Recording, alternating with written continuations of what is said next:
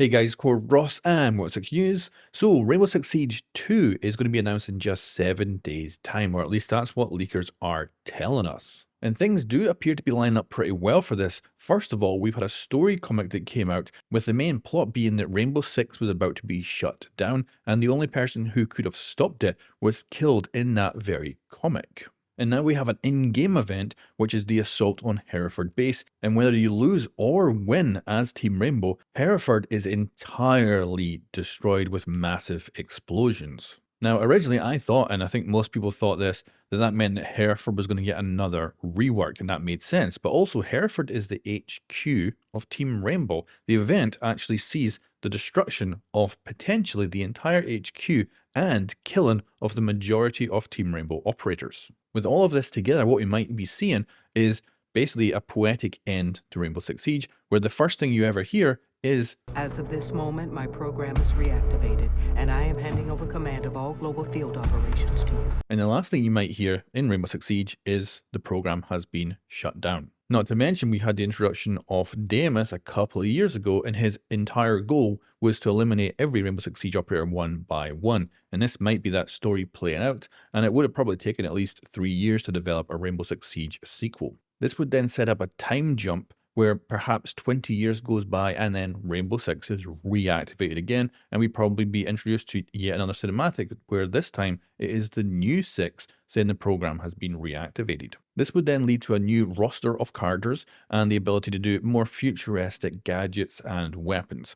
Now, of course, we already have futuristic things in the game like laser walls and things like that, but this would allow them to go a little bit further and a little bit more out of the ordinary for what we'd consider to be in Rainbow Six Siege right now. It also means they can start with a brand new, smaller roster of characters, which would be cheaper to maintain development-wise, and they could then, of course, go back to the seasonal content, introducing new operators over time. Any surviving Rainbow Six Siege operators from the first game could easily be brought in as trainers, so maybe they'll show up in like the shooting range or stuff like that for the new game, or perhaps they could be brought in as actual operators you can play. There would also be, of course, a big focus on monetization as well, so a lot of people blame developers just as the general thing, but above them is the executives who actually make the big decisions when it comes to stuff in-game, and the developers then have to implement it. So I would imagine a whole new cosmetic system. Right now, it's actually rather limited with headgear and uniform. Imagine breaking that down to hair, earrings, jewelry, and all that stuff. You could then have different shirts, different jackets, different trousers, different shoes,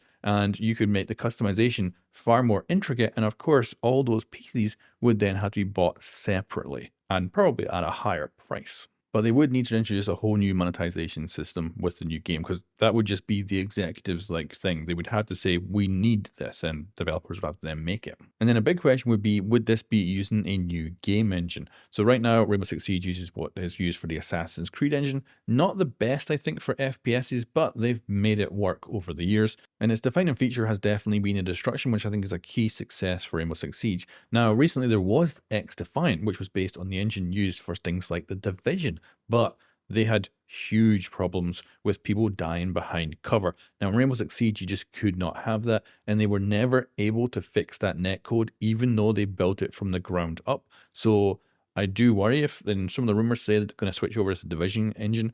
That sounds bad. I don't like that idea at all. And I've never seen destruction used in the Division engine, so I don't even know if it's possible.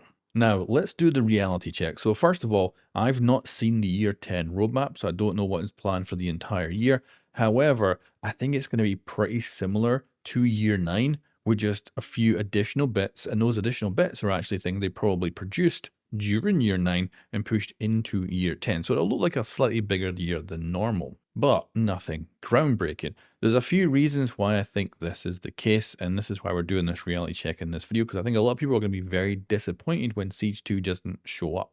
So first of all, I've been covering Rainbow Six Siege full-time for 10 years now, and I know how Ubisoft and some other game companies market games. And there's one thing that is always the case. If you're going to launch a brand new game, you don't do it at an event that is focused on that game. You go and do it at something big like the Game Awards or something like that, or even Ubisoft's own events like Ubisoft Forward. And this is because all of the game press is there and has their eyes on it, and it gets the biggest hype. You also announce it a year before it actually comes out, and the reason you do this is you want those pre-orders. And I can guarantee you, if there's a Siege 2, it will have a $200 or $300 edition that gives you like a 2-day early access to play the new game. And that is a big thing right now in game development all over the place, especially with Ubisoft as well, is they love to put these very expensive versions out that give you like 1 or 2 days of early access.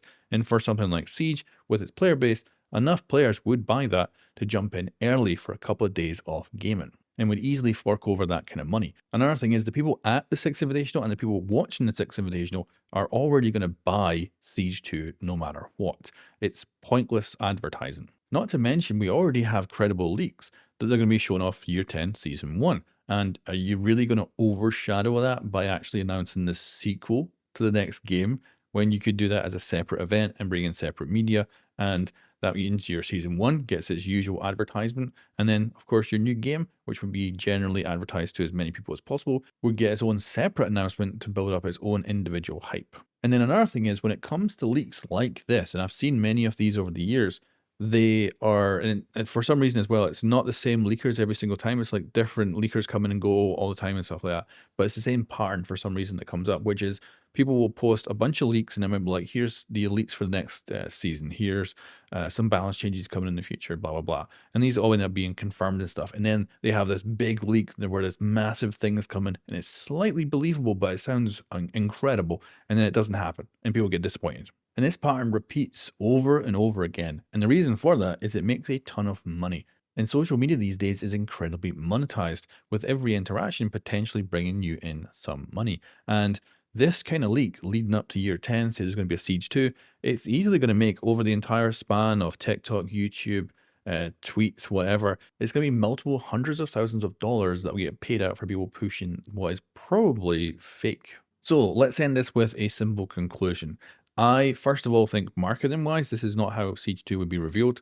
I think that if this is going to be, let's say, an Overwatch style, which didn't really work with Overwatch, by the way, I don't imagine that's how it's going to be announced. And I think hype and stuff will be getting built over an entire year.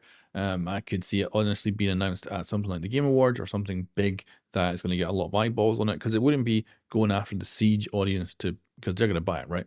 So they'd be going after someone who doesn't normally pay Rainbow Six Siege. And then everything we've also heard from the developers, I think lines this up as being more of a normal year, just a touch bigger than usual, and it'll probably still be the same game engine, it'll probably still be the same game, basically, with the same operators, the same stuff, and same bugs, same issues. I don't think we're going to see an entire change to Rainbow Six Siege.